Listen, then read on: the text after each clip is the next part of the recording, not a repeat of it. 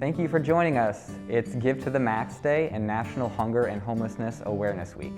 And today we've pulled together some of the folks on the ground at Avivo who are working towards ending homelessness in Minnesota. We need your help to end homelessness, and an easy way for you to help is to donate right now on our own website at avivomn.org or Avivo's page on GiveMN.org. We appreciate your support. Everyone at Avivo is in some way helping to end or prevent homelessness. We meet people where they are at, providing shelter options, housing, and other crucial support, such as treatment and employment services, to help lift or keep folks out of homelessness.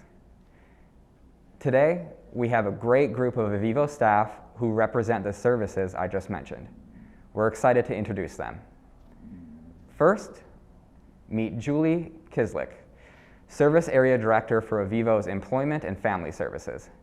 Avivo is the largest provider of the Minnesota Family Investment Program, or MFIP services. These are employment services that help families move from public assistance to work and economic security. For nearly 30 years, Julie has led Avivo's work in this area. Her passionate team of 85 staff support nearly 9,000 individuals and families each year, with nearly 2,000 moving off of assistance and into work. Homelessness intersects with nearly all employment services at Avivo. Next is Emily Bastian, Avivo's Vice President of Ending Homelessness. Emily oversees Avivo's homelessness division, which includes a 100-dwelling transitional housing shelter called Avivo Village, opioid street outreach services, housing case management, and housing support services. With more than 20 years of experience, she has helped Avivo grow to serving more than 900 individuals annually who have or are in the process of transitioning out of homelessness. David Jeffries is the Program Director for Avivo Village and our outreach teams. David has a 15-year career of working with people experiencing homelessness. He has experience at House of Charity, Hazelton Center for Youth and Families, and street outreach with St. Stephen's Human Services.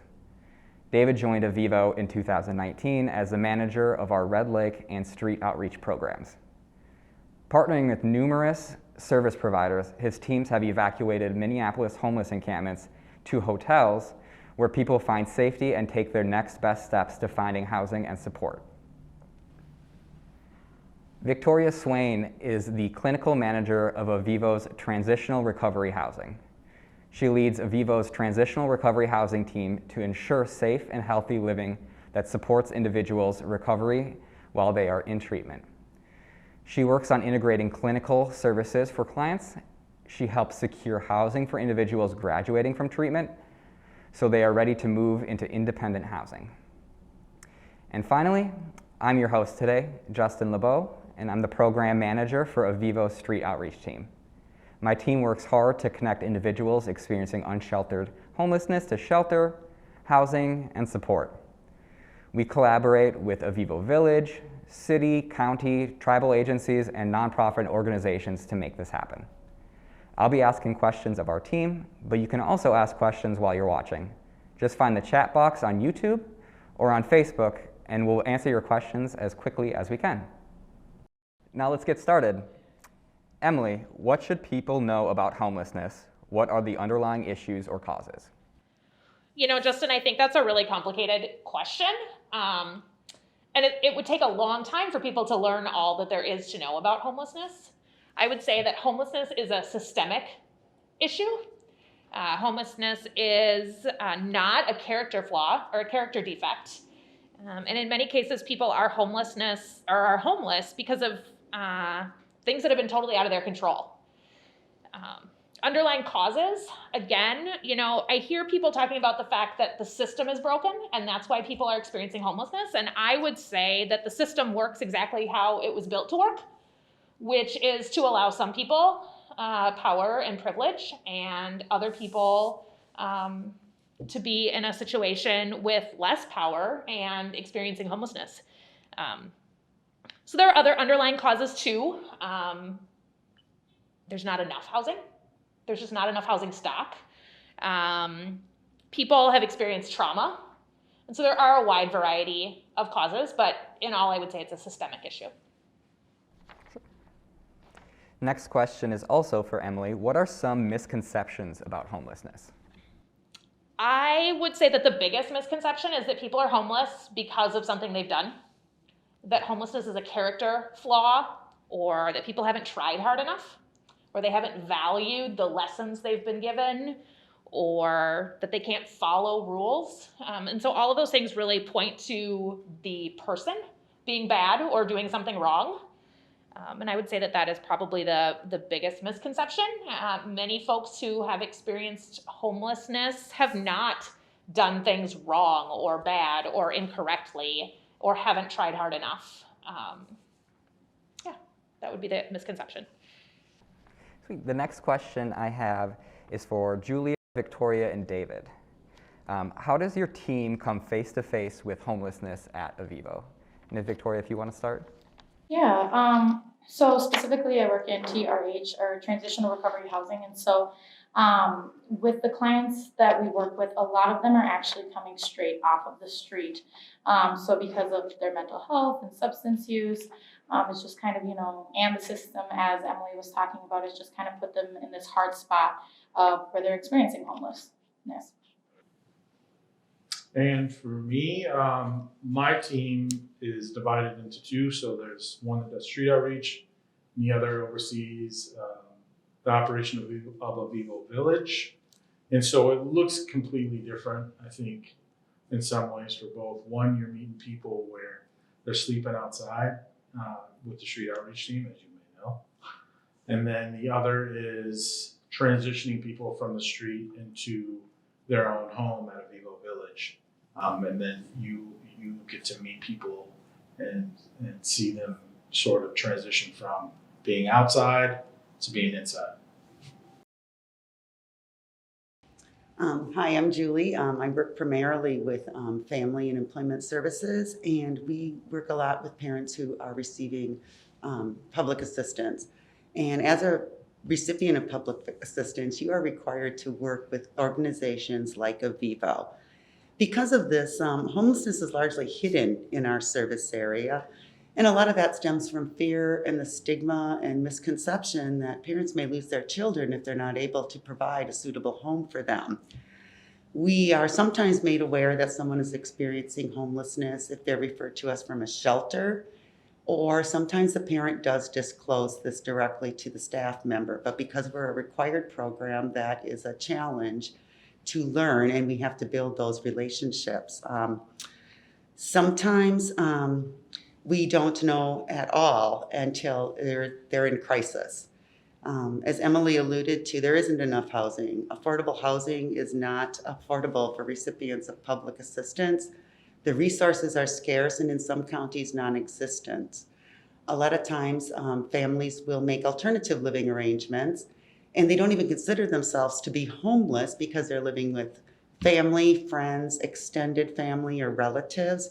And unfortunately, that can have a negative impact on everyone involved, and the residual effects of those decisions can have consequences that will last for years. Avivo provides employment and family services known as Minnesota Family Investment Program, or MFIB, to help families move off of public assistance programs. When we consider addressing homelessness from an employment perspective, how does MFIB address homelessness? What can Avivo career counselors do better to assist participants who are homeless? And I'd love to hear Julie's insights on this question. Oh, well, thank you. Until recently, MFIB recipients were required to secure employment. Through a lot of advocacy efforts, that was changed at a legislative level, and now families are allowed to, now homelessness is recognized as good cause. And so families are allowed to work and stabilize their positions and their housing without fear of sanction or fear of loss of future financial support. What this has led to is a substantial impact on the families that we work with, because without those fears, families are able to focus on what they really need to do to move forward to that and achieve that economic stability. You can't move forward if you're focused on the instability of your family, and you can't focus on the future if your present is in jeopardy or even uncertain. Now families can work on securing their housing, and staff can work with the families to create plans that address those issues, incorporate the steps, incorporate the resources, and anything else that they need in order to stabilize that family from the get-go so they can look into the future. Struggling with addiction or living with mental illness complicates homelessness. Victoria, how important is having housing for an individual or family looking to reach recovery? How does that work at Avivo? Yeah, so I think that's actually a really good question, because I do think that mental health and substance use really does get entangled with homelessness. And part of that is because when someone's experiencing homelessness, they're focused on surviving. They're not focused on thriving, as a lot of people would say. They're not focused on helping themselves, get better or working towards their other goals. They're literally focusing on day to day. How am I going to eat? Am I going to be safe? What happens if I fall asleep in the wrong area? And so to be able to even start addressing your substance use or your mental health and looking for additional services or resources, you have to know that you're going to be safe at the end of the day. And once you can not worry about being safe anymore or having food, then you can start addressing these other issues that are going on or struggles that you have. And so at Avivo, that's why we have multiple different housing programs. And then once we get you into housing programs, we can help connect you to other resources. Or at Transitional Recovery Housing, we house the individuals and then we help them get connected to mental health services. They start outpatient programming. Then we are able to build a team around them to help them be successful long-term. Great. So David, this next question is for you. Avivo has an outreach team, one of many Hennepin County providers that connects people living on the streets to help find them permanent housing and supports. What does street outreach look like for people living on the streets? Why is it important? Well, I think for multiple reasons, but one that keeps coming to mind too could be to access services, right? And to get connected to either healthcare, housing, mental health services, food resources. Folks could be food insecure living on the street. And then often too, because that role and that work is so relational, street outreach looks like for that person a friendly hello. It could be, I get to know your name. I get to treat you like a human being. And that relationship, that really relational engagement is how it all kind of starts, that journey starts that way. Yeah. So what is Avivo Village and what makes it unique? What part does it play in the community working to end homelessness? That's a big question. It's pretty good. So Avivo Village is a warehouse space in downtown Minneapolis in the North Loop. There's 100 individual homes there. There are services in there as well, like services for housing, mental health, chemical health. And you obviously can access food there and shower and do your laundry there and get to know your neighbors. What role does that play in the community? Well, in ending homelessness, I would say it is a key factor in a number of places. Number one is you get to live in your own space. And often I think people in traditional shelters don't have that and access that as you please. You can come and go as you please, just like you do at your own home. So that is a big key in making people feel equitable to others. Two is that you are expected to come and be yourself, which is another thing that doesn't often happen in shelters, in traditional shelters, that you can just be there and you don't have to give us anything in return, and we'll be there to help you access whatever services you like. And so I think what we're doing there is extremely important at Avivo Village, but also too, even if we just offer someone a place to be for a while and they don't end up connecting with housing or other services for us, at least they had a safe place to sleep. And that's the key for everybody. A place to sleep and rest and actually get healthy is more important than anything. Sure. So Emily, I'd love to hear your take on this next question. What makes Avivo successful in helping people find housing? I would say the first thing is the incredible team that we have. We really look at every individual that comes to us as a person with intrinsic dignity and worth, and not as a name on a list. And so we sit with the person in front of us to find out what is it that is important to them, what is important to them and for them in their housing and their success. And then we offer them a radical welcome and accept them as they are, irregardless of how they've come to us or what their history is or what choices they've made or where they want to be. We ask people what family looks like to them and who they want to live with. And so we're really taking a person-centered approach. So that's what makes us successful, I think, in building relationship and trust and kind of long-term work. I would be remiss if I didn't talk about the fact that landlords are really important to us as well. If we don't have good relationships with landlords, we're not able to support people in getting into housing and advocating for people. And so we also have a lot of very good relationships with landlords that our team has spent countless hours developing. And we follow up and we do what we say we're going to do, both for clients and where landlords are concerned. Yeah, for sure. So this next question is for the other three. Since it is Give to the Max Day, Minnesota's biggest day of giving, what could your program use with more funding? Yeah. So one of my biggest things is always like, how can we update the apartments that we have the clients in, and what type of stuff can we bring in to help them be more successful? Because I really do think that if people have a nice place to live, they're going to be happier. They're going to feel maybe more motivated, maybe more welcomed. And if we are able to provide them with, all the supplies that they need.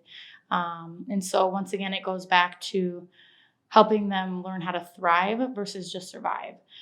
So if we're able to provide them with all the supplies and a nice place to live to help boost mental health, and then bring in all these services, then I think it would be really good.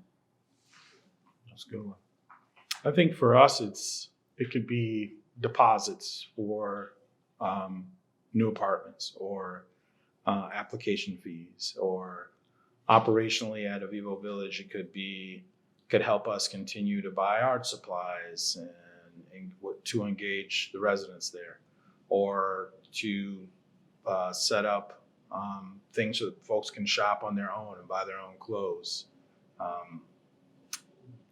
Looks like that. I would have to agree with David on that. Deposits, application fees, rent assistance. Sometimes it serves us better to prevent the situation from ever escalating and reaching the point of homelessness. And if we can stabilize somebody through just a little bit of extra funding for this month or maybe for 2 months, that would really make a huge difference in the lives of them and their children. And this final question I'm going to direct towards Emily. What else can listeners do personally to help end homelessness? Yeah. Other than donating and supporting programs, I would say educate yourself. Educate yourself on the causes of homelessness. Educate yourself on your community and who your elected officials are, who your decision makers are. Make sure they have the information necessary. Talk to your kids about homelessness. When you drive by and there's someone flying a sign on the corner, it's a perfect time to talk to the child in your life that might be in the back seat about what's going on, and that turning away and pretending that you don't see them is sending a message that we don't want to send. So educate yourself, your children, your families, vote. Vote for folks that care about people experiencing homelessness, and just be an involved community member. Yeah, that's very well put. So thank you to Julie, David, Victoria, and Emily for your time and the amazing work you do at Avivo. I'm glad to be part of this team and the work Avivo is doing to help end homelessness in Minnesota. So thank you so much for tuning in on Give to the Max Day and for supporting our work during this important time. If you'd still like to make a donation, you can give via the link on this page if you're watching on avivomn.org, or you can find us at givemn.org by searching for Avivo. Have a great day.